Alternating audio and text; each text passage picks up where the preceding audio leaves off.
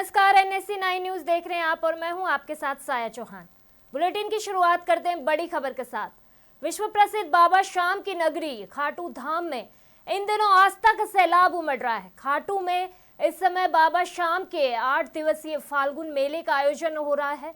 वही भक्त बाबा शाम की एक झलक पाने के लिए कई किलोमीटर का सफर तय करके मंदिर में पहुंच रहे हैं। मेले के दौरान रिंगस से खाटू तक लगातार की महज एक झलक पाने के लिए बेताब भक्तों का रेला लगा हुआ है। वही श्रद्धा और भक्ति इतनी है कि लंबी कतार में पैदल चलने के बाद भी बाबा शाम के दर्शन को हर कोई बेताब है। खाटू श्याम जी के मेले में एकादशी के दिन देश विदेश से आए भक्तों ने बाबा शाम के दरबार में शीश नवाया।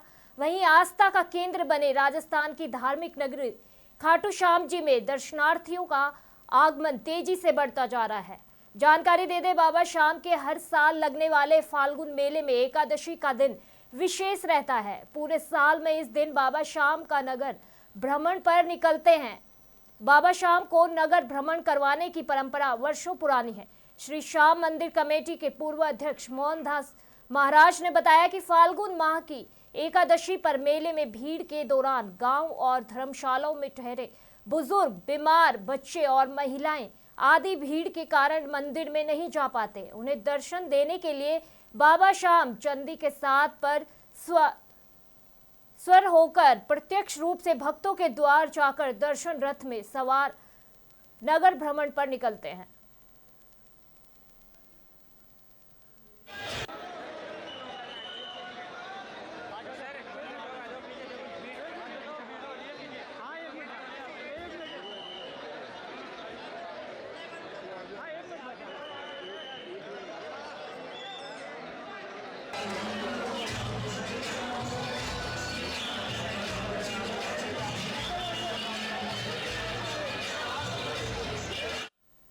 राष्ट्रपति द्रौपदी मुर्मू ने जमशेदपुर में श्री जगन्नाथ मंदिर के भूमि पूजन समारोह में हिस्सा लिया। इस अवसर पर राष्ट्रपति ने कहा कि भारत की आध्यात्मिक परंपरा सभी जीवों और पौधों के प्रति प्रेम, करुणा और दया की भावना पर आधारित है। उन्होंने कहा कि महाप्रभु जगन्नाथ पूरे ब्रह्मांड के भगवान हैं और उनकी कृपा बिना किसी भेदभाव के समस्त मानवता पर समान रूप से बरसती है। राष्ट्रपति ने मंदिर निर्माण को सांस्कृतिक और आध्यात्मिक एकता का प्रतीक बताते हुए लोगों से आपसी सद्भावना और सेवा भाव को अपनाने का आह्वान भी किया। जानकारी दे दे, उन्होंने कहा कि हमारी आध्यात्मिक परंपरा में सभी जीव जंतु और वनस्पतियों के प्रति स्नेह और करुणा की भावना पर सबसे अधिक जोर दिया गया है। साथ ही परोपकार को सबसे बड़ा पुण्य माना गया है। मुझे ये जानकर प्रसन्नता हो रही है कि श्री जगन्नाथ ट्रस्ट द्वारा सामाजिक कल्याण के सर्वसमावेशी कार्य किए जाएंगे। इस सेवा संकल्प के लिए मैं ट्रस्ट से जुड़े सभी लोगों को बहुत बहुत सराहना करती हूँ, क्योंकि केवल भगवान से प्रार्थना करने से हम लोगों का विकास के लिए जो जरूरत है, ये तो आध्यात्मिक विकास को प्रयास करने से आध्यात्मिक विकास होता है, आत्मिक विकास होता है। लेकिन शारीरिक संचालन के लिए मानसिक विकास का भी आवश्यकता होता है, शिक्षा का भी आवश्यकता होता है। आध्यात्मिक चेतना में सभी जीव जंतुओं तथा वनस्पतियों के प्रति स्नेह एवं करुणा की भावना पर सबसे अधिक जोर दिया गया है। साथ ही परोपकार को सबसे बड़ा पुण्य माना गया है। मुझे ये जानकर विशेष प्रसन्नता हुई है कि अपेक्षाकृत कम सुविधा संपन्न वर्गों के बच्चों को शिक्षा के लिए आप लोग कार्य कर रहे हैं। ऐसे बच्चों के लिए छात्रावास की सुविधा उपलब्ध कराया गया है, इसीलिए आपको बहुत बहुत किया जाएगा। इसीलिए मैं आपको बहुत बहुत धन्यवाद देना चाहती हूँ। मैं चाहूँगी कि जो परिवार आर्थिक रूप से संपन्न नहीं है, ऐसा परिवार के बच्चों की शिक्षा को आप सर्वोच्च प्राथमिकता दें। उनके लिए छात्रावास की सुविधा को बड़े पैमाने पर उपलब्ध कराएं। मैंने आरंभिक शिक्षा के बाद भुवनेश्वर में बालिका छात्रावास में रहकर अपनी माध्यमिक और उच्च शिक्षा प्राप्त की थी। ऐसी सुविधा के बिना शायद मैं पढ़ाई ही आधा अधूरा छोड़ देती। और आपके सामने आज जो कुछ बोलने का मुझे मौका मिला है वो शायद नहीं हो पाता। मुझे लगता है कि बालिका छात्रावास के निर्माण को विशेष प्राथमिकता। पीएम मोदी 2 दिवसीय इजराइल यात्रा पर है, जहां से लगातार मन को खुशी देने वाली तस्वीरें सामने आ रही है। वहीं एक ऐसी तस्वीर सामने आई है जिससे हर भारतीय का सर गर्व से ऊंचा हो जाएगा। जी हां, इजराइल की धरती पर आई लव माई इंडिया की गूंज ने भारत इजराइल मित्रता को नया आयाम दिया है। पीएम मोदी की ऐतिहासिक इजराइल यात्रा के दौरान दिव्यांग कलाकारों के एक समूह ने यह प्रेरक गीत प्रस्तुत किया। यह प्रस्तुति केवल सांस्कृतिक कार्यक्रम नहीं, बल्कि दोनों देशों के साझा मूल्यों, गहरे भावात्मक जुड़ाव और अटूट दोस्ती का सजीव प्रतीक बन गई। कार्यक्रम में मौजूद लोगों ने तालियों की गड़गड़ाहट से कलाकारों का उत्साह बढ़ाया और ये तस्वीर बताती है कि भारत और इजराइल के रिश्ते महज कूटनीतिक संवाद तक सीमित नहीं, बल्कि दिल से दिल तक जुड़े मजबूत संबंधों पर आधारित है।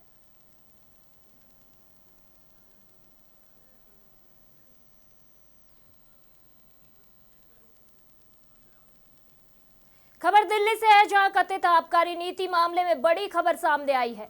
पूर्व मुख्यमंत्री अरविंद केजरीवाल शराब घोटाले मामले से बरी हो गए हैं। वहीं राउज एवेन्यू कोर्ट ने पूर्व उप मुख्यमंत्री मनीष सिसोदिया समेत सभी 23 आरोपियों को बरी कर दिया है।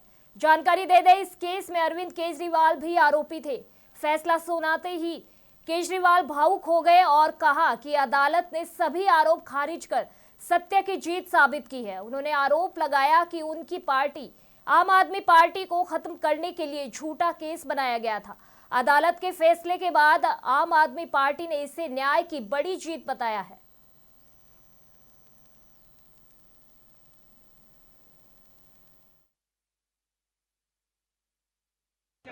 पिछले कुछ सालों से भारतीय जनता पार्टी जिस तरह से शराब घोटाला कर रही थी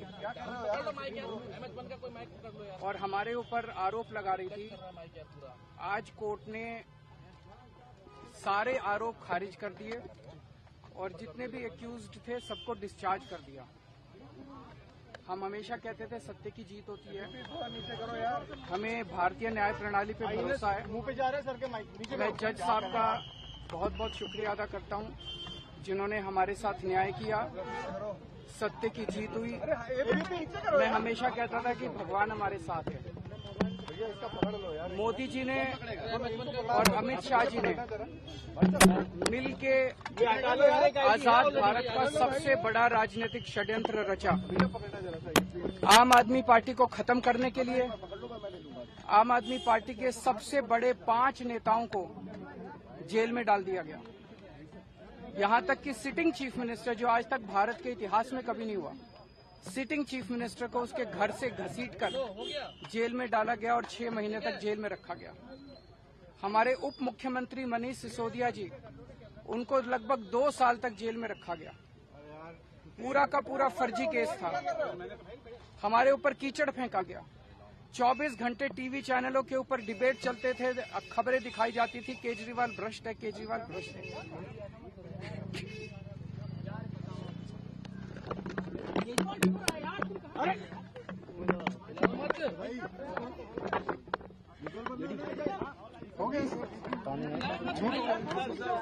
संभालिए सर, अपने आप संभालिए, हिम्मत सर, ये केजरीवाल भ्रष्ट नहीं है। मैंने केवल खबर असम से है, जहां रात के अंधेरे में जेसीबी मशीन से देश के पहले प्रधानमंत्री जवाहरलाल नेहरू की प्रतिमा गिराए जाने का मामला सामने आया है। इस घटना को लेकर राजनीतिक और सामाजिक हलकों में तीखी प्रतिक्रिया देखी जा रही है। वहीं इन तस्वीरों को साझा करते हुए सोशल मीडिया पर लोग कह रहे हैं कि नफरत की राजनीति से नेहरू के योगदान और देश के इतिहास को मिटाया नहीं जा सकता। उन्होंने इसे दुर्भाग्यपूर्ण बताते हुए जिम्मेदार लोगों पर कार्रवाई की मांग की है। फिलहाल प्रशासन की ओर से आधिकारिक बयान का इंतजार है। वहीं घटना के बाद इलाके में तनाव का माहौल और सुरक्षा बढ़ा दी गई है।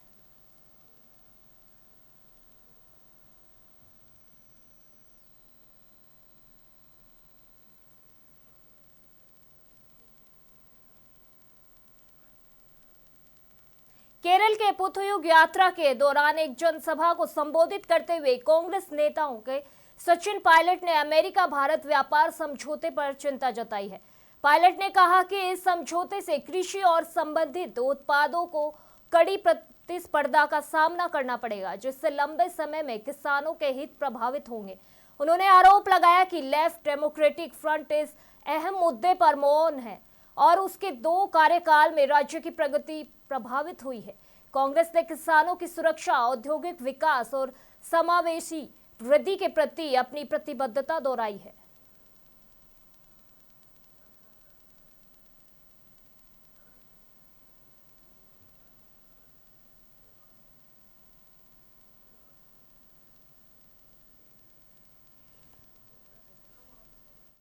In 11 years, we have seen a government of the BJP in New Delhi.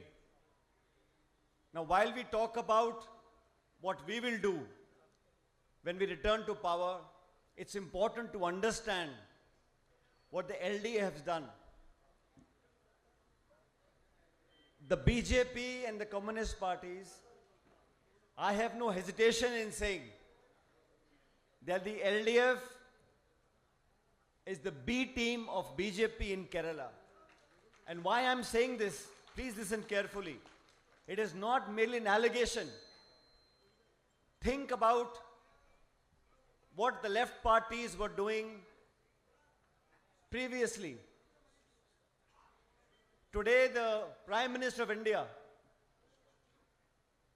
agrees to a deal with the United States, with Donald Trump, a deal in which the Indian farmers, cotton farmers, soybean farmers, corn farmers, spice farmers will all be pushed to the brink. The government of India and the BJP goes ahead and signs a deal, agrees to do a deal, a trade deal with the US, where we open up our entire market on 0% tariffs for US products. India, which was paying 3% tariff, is now paying 18% tariff. Like Rahul Gandhi ji says, this is a deal for disaster for our farmers. I want to ask all of you, I want to ask the LDF government, I want to ask the CPM, where is your voice? Why are you not able to oppose the US deal? Why don't you oppose the BJP? They will not do so. The Communist Party and the LDF, I have not seen a single movement anywhere in this country where the communist parties have actually spoken for our farmers and laborers. Mr. Kharge and Mr. Rahul Gandhi are campaigning across the country. Yogi Adityanath ने Japan दौरे के दौरान green hydrogen तकनीक को लेकर महत्वपूर्ण चर्चा की। इस दौरान स्वच्छ ऊर्जा, निवेश और तकनीकी सहयोग के नए अवसरों पर विचार विमर्श हुआ। मुख्यमंत्री ने कहा कि उत्तर प्रदेश को हरित ऊर्जा हब के रूप में विकसित करने की दिशा में यह पहल मील का पत्थर साबित होगी। यात्रा के दौरान उत्तर प्रदेश और यामानाशी के बीच एक ऐतिहासिक समझौता MOU पर हस्ताक्षर किए गए। इस समझौते में तकनीकी, उद्योग सहयोग और सतत विकास को बढ़ावा मिलेगा। दोनों पक्षों ने भविष्य में दीर्घकालिक साझेदारी को मजबूत करने पर सहमति जताई।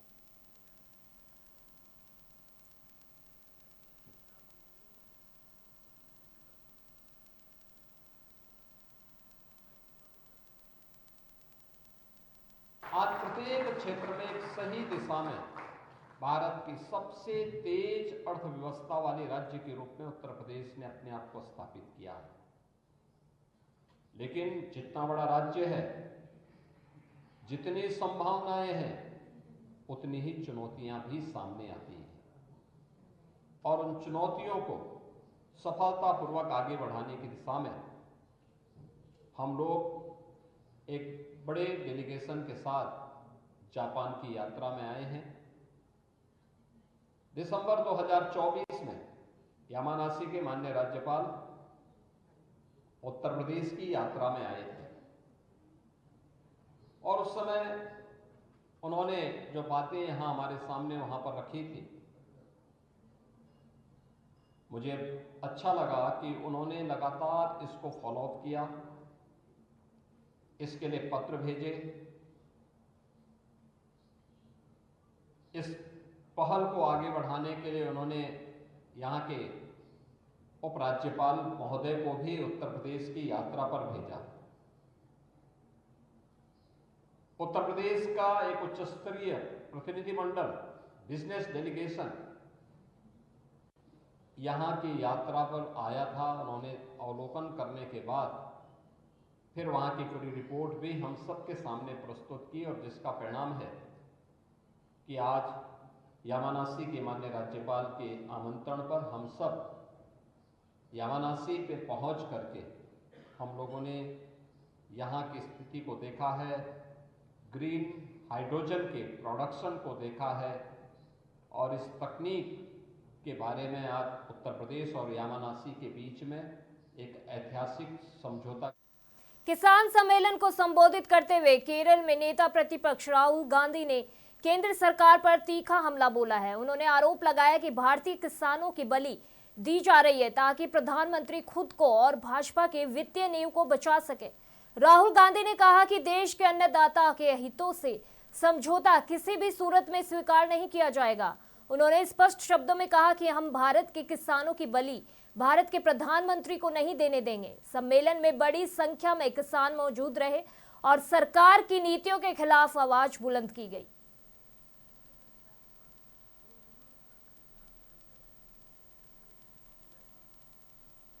Indian farmers are being sacrificed so that the Prime Minister can protect himself and can protect the foundation, the financial foundation of the BJP.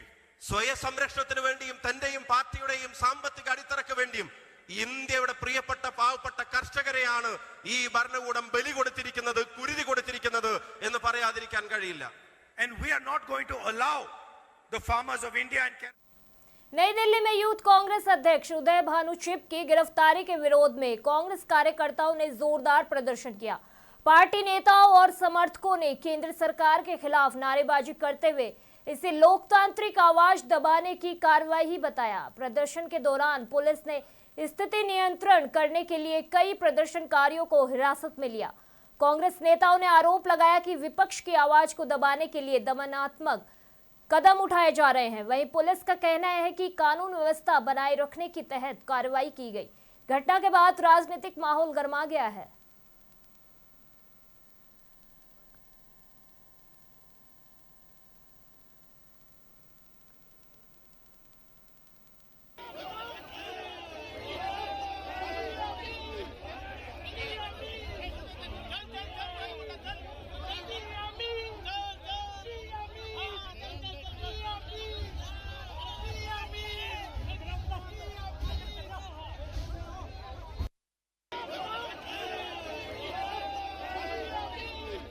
Kaithal में एसीबी का बड़ा एक्शन सामने आया है।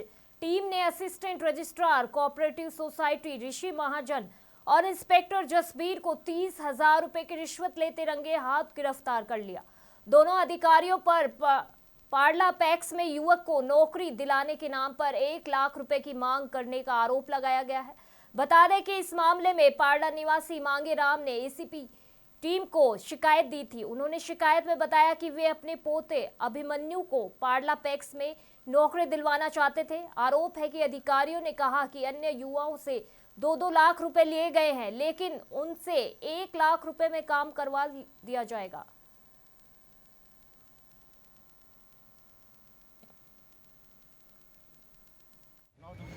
ये लड़का के बारे में था कोऑपरेटिव सोसाइटी में। हाँ, ये पत्ता को लगाना था। क्या नाम है? अभिमन्यु। अच्छा जी। तो इन्हें मेरा अपना गस्या में रखे गए, फिर इन्हें मेरे पे बैंक ली, जसबीर ने रखा मैं। तो फिर मैंने मेरे पीछे बैंक लिए, मगर भाई मेरे पे इतने पीछे कड़ा पुग गए थे। कितने पैसे मांगे? 1 लाख। 1 लाख भाई और तक 2 दिए, फिर पे 1 लाख दे। अच्छा, कितने दिए? 70 एक दिए, 30 एक दिए। किस चीज़ को दिए थे? ये जसबीर था 70। इससे पहले भी लड़के लगाए गए आपके गाँव में? हाँ, 10 लग रहे हैं पाडला पैक्स। सारे पैसे देके लगे? सारे पैसे देकर लग रहे हैं। उन पे कितने मांगे गए थे पैसे? उन पर पहले 3-3 लाख मांगे थे, फिर 2-2 लाख डाई दिए। वो उसको मैंने इतना नहीं नॉलेज है। तो आज कितने पैसे दिए गए? ड्यूटी 30। किसको दिया? ड्यूटी कर रहे हैं, ये यार ने भी खारिज कर दिया। RCS ने भी कर दिया, DR ने भी कर दिया, और फिर तरह फिर स्टे ड्यूटी लग रही करना, 8 पड़े हैं। आज किसको दिया था ऋषि? हाँ, कितने रुपए में था? 30 कब से था ये यहाँ कब से था जसवीर? हैं? जसवीर कब से था यहाँ? ये तो बहुत दिन हो गए। हमीरपुर से खबर है, जहां सदर विधायक ने रोआई नाला पास बाईपास सेतु निर्माण कार्य का स्थानीय निरीक्षण किया। हमीरपुर में यमुना और बेतवा नदियों पर बन रहे समांतर 4 लेन सेतु के निर्माण की धीमी रफ्तार को लेकर सदर विधायक मनोज प्रजापति ने कड़ा रुख अपनाया। विधानसभा में मामला उठाने के बाद उन्होंने शुक्रवार को निर्माण स्थल का स्थलीय निरीक्षण किया और अधिकारियों ने जवाब तलब किया। निरीक्षण के दौरान विधायक से नाराजगी जताते हुए कहा कि 3 साल में केवल 25% काम ही पूरा हो सका है। उन्होंने सवाल किया कि जब 1/4 काम में ही 3 वर्ष लग गए तो शेष 75% कार्य कब और कैसे पूरा किया जाएगा। मौके पर मौजूद अधिकारियों से उन्होंने कार्य की प्रगति और बजट और गुणवत्ता को लेकर विस्तृत जानकारी भी ली। और यमुना में काफ़ी लंबे समय से डबल पुल दोनों नदियों में बने थे और लंबा चूँकि उसका समय हो गया था, तो अभी बीच में ये विषय विधानसभा में भी आया था, तो उसी को देखने आए थे कि इसमें क्या संभावना है, कितनी जल्दी इसका काम पूरा हो सकता है।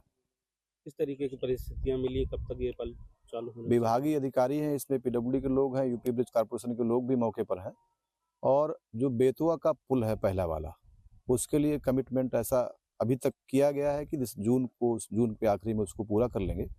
और जो यमुना को जोड़ने के लिए हम लोग, चूँकि बरसात में काफ़ी समस्याएं होती हैं, तो ऐसा है कि दिसंबर, जनवरी, फरवरी तक हम एक लाइन इसकी पूरी चलाने में कामयाब हो सकते हैं।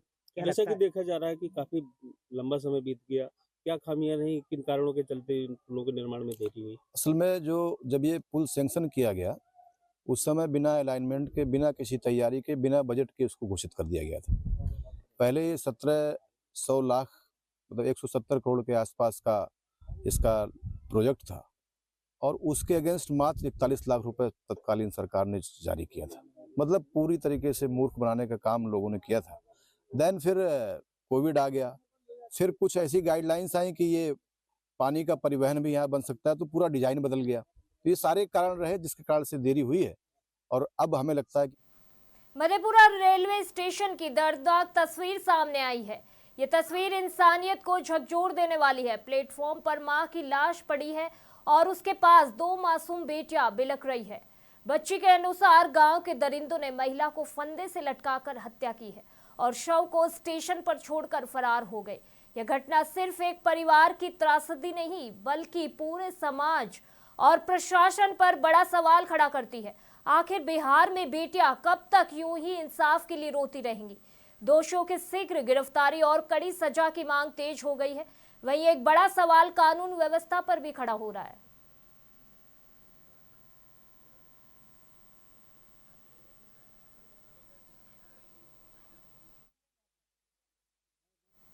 बुलेटिन फिलहाल के लिए इतना ही। मुझे दीजिए इजाजत। नमस्कार।